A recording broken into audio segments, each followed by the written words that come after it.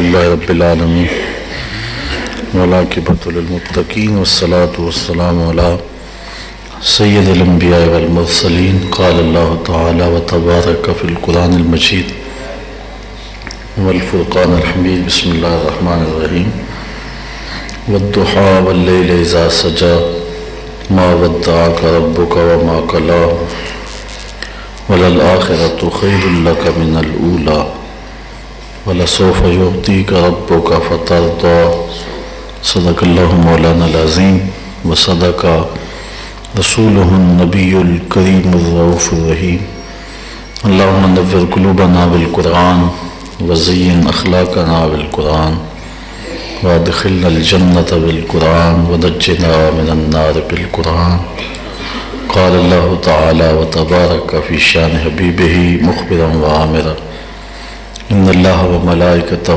یصلون علی النبی یا ایھا الذین آمنوا صلوا علیہ وسلموا تسلیما صلاۃ والسلام علیک یا رسول اللہ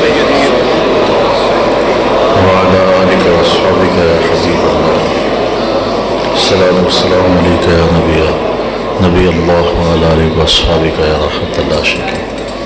تمام حمد و ثنا تعریف و توصیف اللہ جل مجدہ الکریم کی ذات بابرکات کے لیے جو خالق کائنات بھی ہے اور مالک شش جہات بھی۔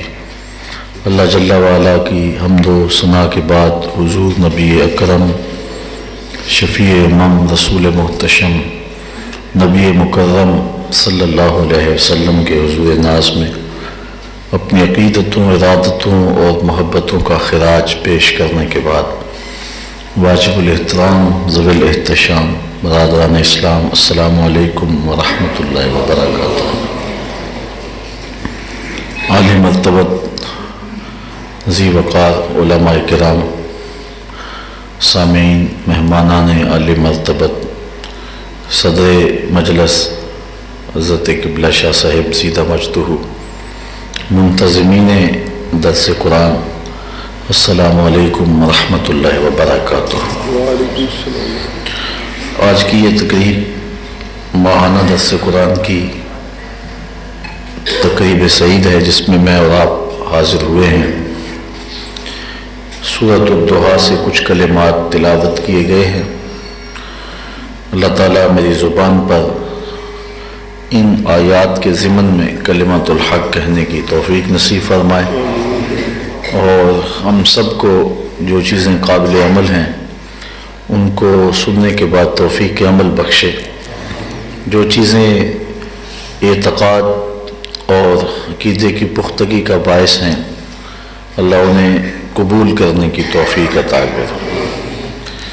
یہ قرآن مجید کی مکی صورت ہے۔ حضور نبی رحمت صلی اللہ علیہ وسلم کے سینہ اطہر پہ نازل ہوئی۔ واقعہ اس طرح ہوا کہ 15 دن، 18 دن، 25 دن یا 40 دن باختلاف روایات حضور علیہ السلام پر وحی کا سلسلہ موقوف ہوا، وحی کا آنا رک گیا۔ تو جس طرح وحی کے آنے میں حکمتیں تھیں، وحی کے رکنے میں بھی حکمتیں ہی تھیں۔ ہجر کا بھی ایک اپنا لطف ہے اور وصل کا بھی اپنا مزہ ہے۔ حضور کا دل اداس رہنے لگا۔ جو شخص روزانہ قرآن مجید کی تلاوت کرنے کی عادت رکھتے ہیں انہیں اس بات کا بخوبی اندازہ ہے کہ کسی دن کسی وجہ سے قرآن مجید کی تلاوت نہ کر پائیں تو سارا دن بے چینی رہتی ہے۔ پھر جس کے سینے پہ قرآن اترتا تھا، جب وحی کا سلسلہ موقوف ہوا تو حضور کے لیے کتنی اداسی کا باعث ہوا ہوگا۔ لیکن تکلیف اس وقت دو چند ہو گئی جب کافروں نے بھی طعنہ زنی شروع کر دی اور کہا کہ معاذ اللہ ان کا رب ان سے ناراض ہو گیا اور اس نے انہیں چھوڑ دیا۔ یہ بات حضور کے لیے بہت زیادہ تکلیف کا سبب بنی۔ حضور کا دل دکھا تو جبریل امین یہ آیات لے کے حاضر ہو گئے۔ ارشاد فرمایا والضحیٰ واللیل اذا سجی، چاشت کی قسم اور رات کی جب پردہ ڈالے، ما ودعک ربک وما قلی، کہ تمہیں تمہارے رب نے نہ چھوڑا اور نہ ہی مکروہ جانا۔ کافر تو چند لمحوں اور چند دنوں وحی کے رکنے کے سبب خوش ہوئے، لیکن محبوب شان یہ ہے وَلَلْآخِرَةُ خَيْرٌ لَكَ مِنَ الْأُولَى، اور ہر آنے والی گھڑی گزری ہوئی گھڑی سے بہتر آئے گی، تمہارے لیے ہر لمحہ تمہاری عظمتوں کا ڈنکا بجاتا ہوا ظاہر ہوگا۔ وَلَسَوْفَ يُعْطِيكَ رَبُّكَ فَتَرْضَىٰ، اور آپ کا رب آپ کو اتنا دے گا کہ آپ راضی ہو جائیں گے۔ تو اللہ تعالیٰ نے دو قسمیں فرما کر کے محبوب کے دل کو تسلی دی، ایک دہا کی قسم اور ایک اللیل کی قسم۔ جب سورج طلوع ہو جائے اور اس کی سرخی ختم ہو اور اتنا اونچائی میں چلا جائے اور اتنا روشن ہو جائے کہ اس کی طرف نظر اٹھا کے دیکھیں تو آپ نظر اٹھا کر کے دیکھ نہ سکیں، آنکھیں چندھیا جائیں، آنکھوں میں پانی اترنے لگے، تو اس وقت کو وقت چاشت کہتے ہیں۔ اور جب سورج غروب ہو جائے، ہر سمت اندھیرا پھیلنے لگے، تو اسے اللیل کہتے ہیں۔ تو ان دو وقتوں کی قسم فرمائی، چاشت کے وقت کی قسم اور رات کی قسم۔ ابن منظور نے لسان العرب میں لکھا ہے کہ جب دہا کو لیل کے مقابلے میں عرب لاتے تھے تو اس وقت پورا دن مراد ہوتا تھا، تو کہا کہ محبوب دن کی قسم اور رات کی قسم۔ حضرت امام جعفر صادق رضی اللہ تعالی عنہ اس کی تفسیر میں لکھتے ہیں کہ دہا سے مراد یوم طور ہے، جس دن حضرت موسیٰ علیہ السلام سے رب نے کلام فرمایا، اور لیل سے مراد شب معراج ہے۔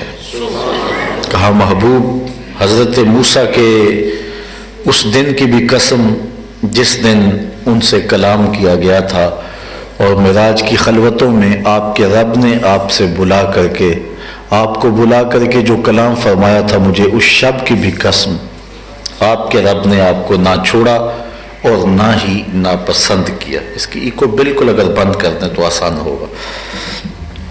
تو کہا کہ آپ کے رب نے آپ کو نہ چھوڑا اور نہ ہی ناپسند کیا، نہ ہی مکروہ جانا۔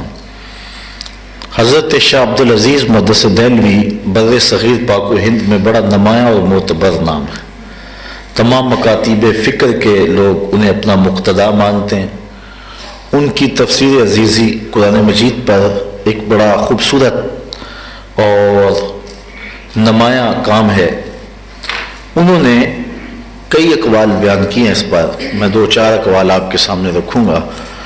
آپ فرماتے دہا سے مراد حضور کا یوم ولادت ہے، یوم ولادت ہے، اور لیل سے مراد شب معراج ہے۔ تو کہا محبوب تیری ولادت کے دن کی بھی قسم اور تیرے معراج کے شب کی بھی قسم، تیرے رب نے تجھے نہیں چھوڑا ہے۔ دوسرا قول آپ نے یہ بیان فرمایا ہے کہ دہا سے مراد حضور کے وہ کمالات ہیں جو چٹے دن کی طرح روشن ہیں، جو اپنے بیگانے سارے جانتے ہیں، اپنے بھی مانتے ہیں، بیگانے بھی جانتے ہیں۔ جس طرح سورج کا پلٹنا، چاند کے ٹکڑے ہونا، درختوں کا سلامی دینا، کنکروں کا کلمہ پڑھنا، یہ وہ کمالات ہیں کہ جو چٹے دن کی طرح بالکل واضح اور روشن ہیں۔ اور لیل سے مراد حضور کے وہ کمالات ہیں جہاں تک کسی کی نگاہ ہی نہیں پہنچ سکی، جو رات کی طرح پوشیدہ ہے۔ سب سے زیادہ قربت تو جناب سیدنا صدیق اکبر رضی اللہ تعالیٰ عنہ کو حاصل رہی ہے نا، ان سے بھی کہہ دیا سن لو میری حقیقت کو میرے رب کے علاوہ کوئی نہیں جانتا۔ جب اتنا قرب رکھنے والا شخص بھی ان حقیقتوں کی کنہ تک نہیں پہنچ سکا جو حضور کو دی گئی ہیں، تو پھر میں اور آپ اوقات ہی کیا رکھتے ہیں؟ میرے اور آپ کی حیثیت ہی کیا ہے کہ ہم ترازو لے کے اس کو تولنے بیٹھ جائیں جو تولا نہیں جا سکتا، اس کو ناپنے بیٹھ جائیں جو ناپا نہیں جا سکتا۔ حضرت ابو الحسن رفاعی کا میں نے قول پچھلے درس میں کسی عنوان سے آپ کے سامنے رکھا تھا کہ وہ کہتے ہیں کہ میں روحانی طور پہ وہاں چلا گیا جہاں بہت بلندیاں تھیں اور 7 لاکھ عرش عبور کر گیا، تو آواز آئی کدھر آ رہے ہو؟ تو میں نے عرض کی مالک معراج کی رات جس عرش کی چھاتی پہ محبوب کے قدم آئے تھے اس عرش کی تلاش میں نکلا ہوں۔ تو آواز آئی ارج لا وصول اللہ کا، ابو الحسن پلٹ جاؤ۔ تم کروڑوں سال بھی پرواز کرو، جس عرش کی چھاتی پہ محبوب کے قدم آئے تھے وہاں تمہارا خیال بھی نہیں پہنچا۔ تو جس نبی کے قدم اتنے اونچے اس نبی کا سر کتنا اونچا ہوگا۔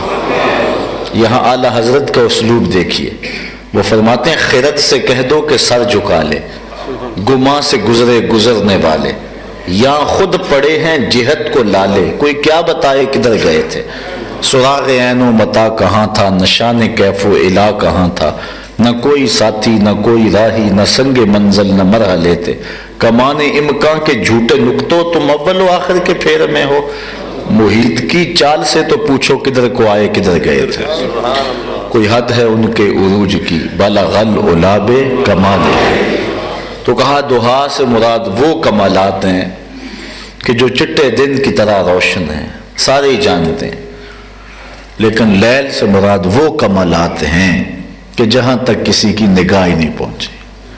فرمایا لی مع اللہ وقت لا یسعنی فیہ نبی مرسل ولا ملک مقرب، میرا اور میرے رب کا معاملہ ایسا ہے درمیان میں نہ کوئی فرشتہ آ سکتا ہے نہ کوئی رسول اور پیغمبر آ سکتا۔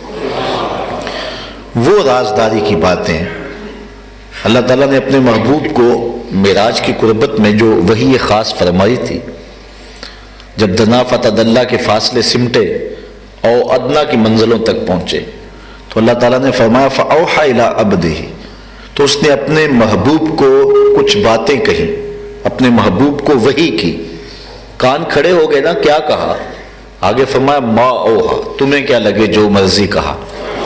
اب دیکھو ذرا کہ یہاں ما میں عموم رکھا گیا ہے، اس بات کو بتایا نہیں گیا، کھولا نہیں گیا، تو معلوم ہوا کہ بہت سارے ایسے معاملات ہیں کہ جہاں تک کسی کی نگاہ ہی نہیں پہنچی گئی۔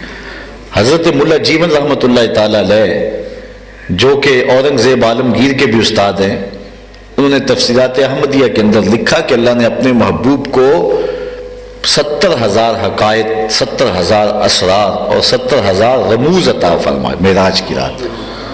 تو ایسے کمالات ہیں کہ جہاں تک کسی کی نظر نہیں پہنچ سکی۔ حضرت خواجہ نظام الدین اولیاء علیہ رحمہ کے ملفوظات ہیں فوائد الفواد شریف، فوائد الفواد، اس میں آپ نے اس واقعے کو لکھا ہے کہ ایک دن حضور کا دریائے رحمت جوش میں آیا، فرمایا عائشہ جو مانگنا ہے مانگ لو، ہیں آج وہ مائل بعطا اور بھی کچھ مانگ، ہیں آج وہ مائل بعطا اور بھی کچھ مانگ، آج کرم کا بڑا بٹ رہا ہے۔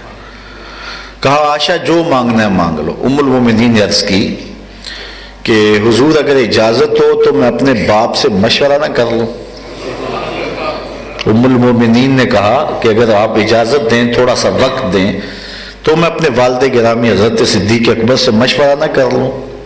فرمایا جاؤ کر لو، دریائے رحمت جوش میں تھا، جاؤ کر لو۔ حاضر ہوئی، ساری کہانی سنائی کہ آج دریائے رحمت جوش میں ہے، روانی میں ہے، اور حضور نے فرمایا عائشہ جو مانگنا ہے مانگو۔ تو بڑا موقع اہم ہے، تھوڑا سا وقت لے کے حضور سے آئی ہوں، مجھے بتایا جائے میں حضور سے کیا مانگوں۔ تو حضرت سیدنا صدیق اکبر رضی اللہ تعالی عنہ نے فرمایا بیٹے حضور سے عرض کرنا کہ معراج کی خلوت میں اللہ نے آپ سے کوئی خاص باتیں کی تھی، ان باتوں میں سے ایک بات بتا دیں۔ مانگا بھی تو علم ہی مانگا، اور کہا بیٹا سنو میرے ساتھ وعدہ کرو جو حضور بتائیں وہ مجھے بھی بتانا۔ صدیقہ کائنات حضرت سیدہ عائشہ رضی اللہ تعالیٰ عنہ نے وعدہ کر لیا، بارگاہ رسالت مآب میں حاضر ہوئی۔ حضور نے فرمایا عائشہ مشورہ ہو گیا؟ جی حضور ہو گیا۔ مانگو پھر کیا مانگتی ہو؟ کہا حضور معراج کی خلوت خاص میں آپ کے رب نے آپ سے کوئی راز کی باتیں کی تھی؟ حضور فرمایا بالکل کی تھی۔ حضور پھر ان باتوں میں سے ایک بات بتا دیں۔ حضور مسکرا پڑے، اس بات پہ مسکرائے ہوں گے کہ میرے یار غار کا انتخاب کیسا ہے، اور اس بات پہ بھی مسکرائے ہوں گے اگر راز کی بات بتا دوں پھر راز راز تو نہ رہا، لیکن چونکہ خود وعدہ کیا ہوا تھا، کہا عائشہ سنو جب میں قربت خاص میں پہنچا تو میرے رب نے مجھ سے جو راز کی باتیں کی ان میں سے ایک بات یہ تھی محبوب تیری امت میں سے اگر کوئی شخص کسی شخص کا ٹوٹا ہوا دل جوڑ دے گا میرے اوپر لازم ہے بغیر حساب کے جنت عطا کرو۔